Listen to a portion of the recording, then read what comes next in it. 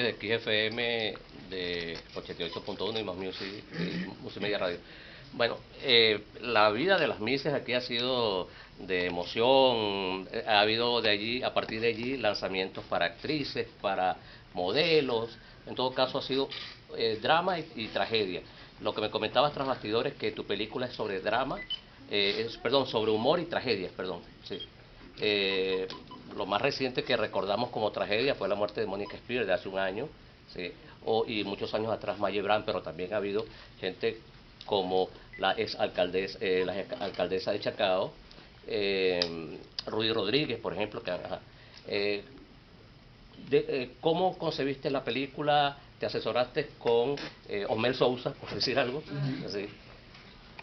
No me asesoré con Osmel Sousa. Pero sí tuvimos asesores, por ejemplo, para trabajar la imagen de las muchachas, de su pasarela, ese tipo de cosas. La película también se apoya en una investigación que vengo realizando yo desde hace algún tiempo sobre el mundo de los concursos de belleza en Venezuela. De eso va a salir un documental en algún momento del futuro.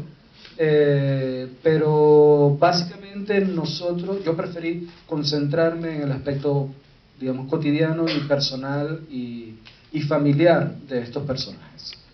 Yo quería que la historia fuera universal y si bien transcurre en el mundo de las Mises, creo que es también muy importante las relaciones que se dan dentro de ese núcleo familiar que podía llamarse una familia disfuncional.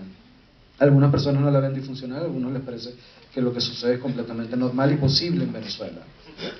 Fuera me preguntaban si eso podía pasar y yo les decía, bueno, sí, no es común que pase a estos niveles que se van a presentar en la pantalla, pero sí hay cosas que están sacadas directamente de la experiencia diaria y la experiencia documental que tengo sobre el tema, sobre este tema.